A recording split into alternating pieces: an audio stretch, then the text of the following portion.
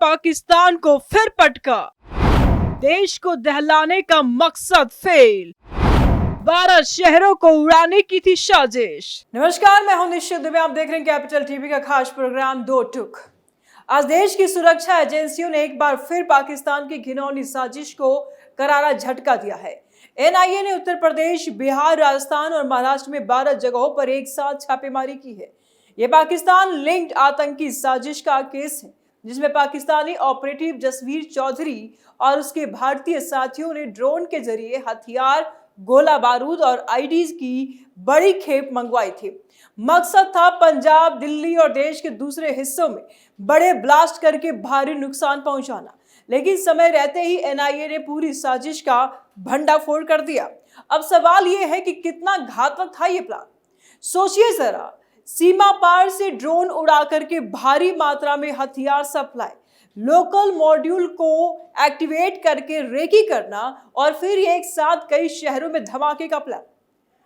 ये कोई छोटा मोटा अटैक नहीं था, बल्कि बड़े पैमाने का नुकसान था। जनता में दहशत, अर्थव्यवस्था पर असर और देश की एकता को तोड़ने की सोची समझी स्ट्रेटेजी थी। जसवीर चौधरी जैसे पाकिस्तानी हैंडलर युवाओं को रेडिकलाइज कर रहे थे, पैसे देकर के काम करवा रहे थे। अगर ये प्लान सफल हो जाता तो सैकड़ों निर्दोष जाने जा सकते थे। बाजार, रेलवे स्टेशन, धार्मिक स्थल सब टारगेट पर थे, लेकिन हमारी एजेंसियों की अलर्टनेस ने इसे रोक लिया। इंटेलिजेंस इनपुट्स, पुराने केसों की जांच, गिरफ्तार आरोपियों के इंटरोगेशन, डिजिटल ट्रेल्स और बॉर्डर पर हुई गतिविधियों पर एनआईए को सूचना मिली कि जसवीर चौधरी और उसके गुर्गे भारत में स्लीपर सेल्स चला रहे हैं। यूपी में 5, राजस्थान और बिहार में 2-2, महाराष्ट्र में 3 जगहों पर सर्च चल रही है। मोबाइल, लैपटॉप, सिम, मैप, हथियार, इनक्रिमिनेटिंग डॉक्यूमेंट्स जब्त हो रहे हैं। ऑपरेशंस अभी जारी है और गिरफ्तारियां हो सकती है। पाकिस्तान से हुई देश को दहलाने की कोशिश। आईएसआई के सपोर्ट वाली ये नेटवर्क लंबे समय से सक्रिय था। जसवीर चौधरी पाकिस्तान से निर्देश दे रहा था। भारतीय साथी जैसे शुभम कुमार समेत दूसरे लोकल लेवल पर कोऑर्डिनेट कर रहे थे। Social media, WhatsApp, encrypted chat सबका इस्तेमाल हो रहा था। पाकिस्तान की पुरानी आदत है भारत को अंदर से कमजोर करना, लेकिन एनआईए अब हर थ्रेड को खोल रही है। पुराने अटैक्स और साजिशों से कनेक्शन भी सामने आए हैं। यह मॉड्यूल कई पुरानी घटनाओं से जुड़ा है। गाजियाबाद एस्पोनेस केस, जहां जुवेनाइल्स तक शामिल थे, सिरसा पुलिस थाने पर ग्रेनेड अटैक, रेडफोर्ट ब्लास्ट जैसे केसों में मिलते जुलते पैटर्न सामने आए हैं। Pakistan micro spanners, drone drops और रेडिकलाइजेशन का एक बड़ा नेटवर्क चला रहा था। एनआईए की जांच में एक एक लिंक खुल रहा है। पाकिस्तान की स्ट्रेटजी चोरों जैसी है। प्रॉक्सी वार, हाइब्रिड वारफेयर, सांप्रदायिक तनाव बढ़ाना और भारत की प्रगति को रोकना। लेकिन आज का भारत पहले से कहीं मजबूत है। अब सवाल यह है कि हमारी एजेंसियां कितनी एक्टिव है, तो बेहद एक्टिव है।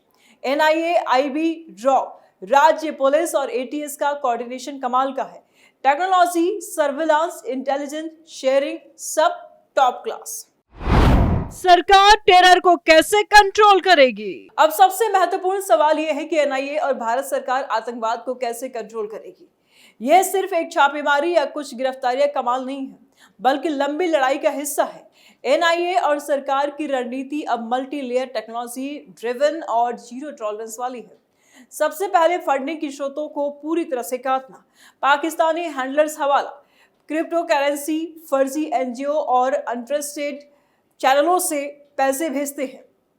एनआईए ईडी के साथ मिलकर के इन नेटवर्क्स पर नजर रख रही है और हर ट्रांजैक्शन को ट्रेस किया जा रहा है। बैंक अकाउंट्स फ्रीज हो रहे हैं, विदेशी लिंक्स एक्सपोज किए जा रहे हैं। रेडिकलाइजेशन को रोकना और सबसे बड़ा चैलेंज है।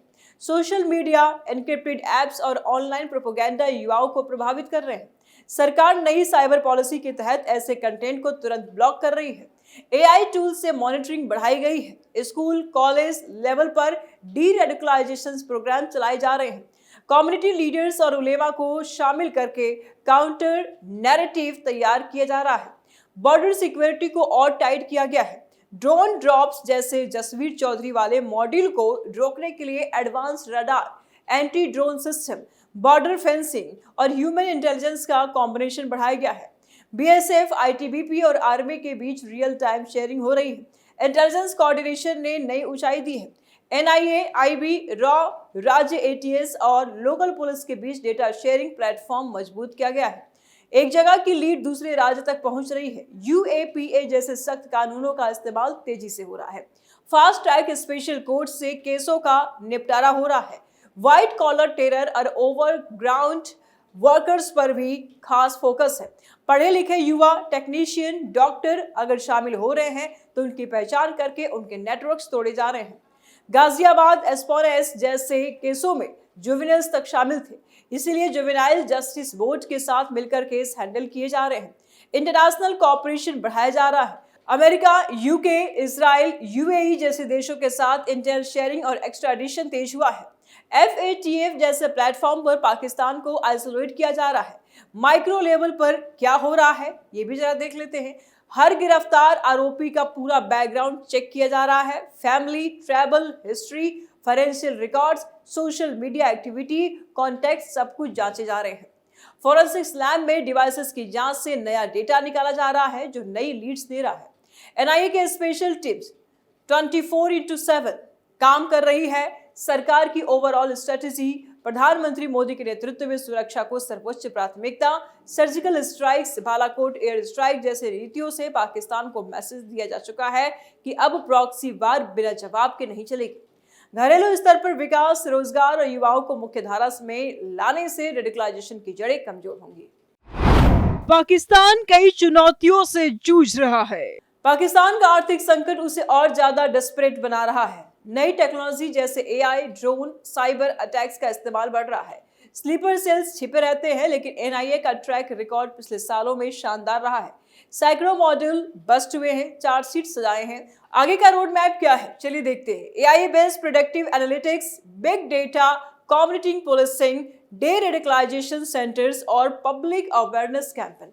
हर नागरिक को अपनी जिम्मेदारी समझनी होगी। संदिग्ध गतिविधि देखते ही रिपोर्ट करें। एनआईए और सरकार का संदेश क्लियर है, आतंकवाद का कोई भी सपोर्टर, चाहे वो पाकिस्तान में हो या भारत में, बख्शा नहीं जाएगा। ये लड़ाई लंबी है, लेकिन भारत की जो दृढ़ इच्छा शक्ति है, एजेंसियों की क्षमता है, जीतने वाली है और सुरक्षा के मोर्चे पर कोई समझौता नहीं है और देश सुरक्षित फिलहाल हाथों में है। टेरर मॉड्यूल की जड़ें कितनी गहरी? अब इस मॉड्यूल की जड़ें कितनी गहरी है ये भी जान लेना बहुत जरूरी है। इस पर माइक्रो एनालिसिस करते हैं। एनआईए की टीम्स ने जो सामान बरामद किया है उससे साफ है कि प्लानिंग बहुत एडवांस स्टेज पर थी। सेंसिटिव लोकेशंस की details, map, GPS coordinators, spy camera और इंस्टॉल करने के प्लान, फंड ट्रांसफर के रिकॉर्ड्स, हथियार छुपाने के ठिकाने और रेकी रिपोर्ट्स।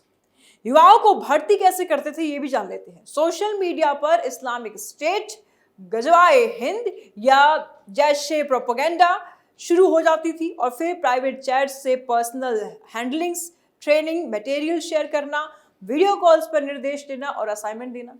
यूपी में 5 ठिकानों पर छापेमारी हुई है। यहाँ पहले भी स्लीपर सेल्स एक्टिव थे, कई पकड़े गए हैं। एजुकेटेड यूथ और टेक्निकल बैकग्राउंड वाले लोग भी शामिल हैं और इन्हें जानबूझकर शामिल किया जा रहा है। बिहार में ग्रामीण इलाकों में सपोर्ट बेस है, जहां आर्थिक तंगी है। ऑनलाइन प्रोपेगेंडा का कॉम्बिनेशन युवाओं को आसानी से आकर्षित करता है। राजस्थान बॉर्डर एरिया होने से हथियार सप्लाई का मुख्य रूट इस्तेमाल होता था। ड्रोन ड्रॉप्स के बाद लोकल पिकअप पॉइंट्स। महाराष्ट्र में बड़े शहरों में व्हाइट कॉलर टेरर मॉड्यूल चल रहा है, जहां डॉक्टर्स, इंजीनियर्स और प्रोफेशनल्स रेडिकलाइज होकर के शामिल हो रहे हैं। माइक्रो लेवल पर देखें तो हर छापे में डिजिटल डिवाइसेस जब्त हो रहे हैं। फॉरेंसिक जांच से chat history, contact list, location data, voice notes और ट्रांसफर रिकॉर्ड्स निकलेंगे। जसवीर चौधरी जैसे हैंडलर आईएसआई के लिए काम करते हैं। वे भारत में अस्थिरता फैलाने के लिए गैंगस्टर टेरर नेक्सस का भी इस्तेमाल करते हैं। लॉरेंस बिश्नोई जैसे नेटवर्क से संभावित लिंक्स भी चेक किए जा रहे हैं। पुराने केसों से कनेक्शन देखें तो गाजियाबाद में जुवेनाइल सोलर कैमरास और जीपीएस डेटा शेयर कर रहे थे। सिरसा अटैक में पाकिस्तानी हैंडलर शहजाद भट्टी शामिल था। रेडफोर्ड ब्लास्ट में प्लानिंग में एजुकेटेड मॉड्यूल का रोल था और ये सब एक बड़ी चेन है, जहां एक मॉड्यूल पकड़ने से दूसरे खुल जाते हैं। एनआईए की जांच माइक्रो एनालिसिस पर आधारित। हर आरोपी का social media footprint, travel history, financial flow, family background और पॉलिटिकल या रिलीजियस एसोसिएशंस खंगाले जा रहे हैं। सफेद कॉलर टेरर का नया ट्रेंड चिंताजनक है, क्योंकि ये लोग टेक्नोलॉजी और नॉलेज का इस्तेमाल करके ज्यादा सोफिस्टिकेटेड अटैक्स प्लान कर सकते हैं।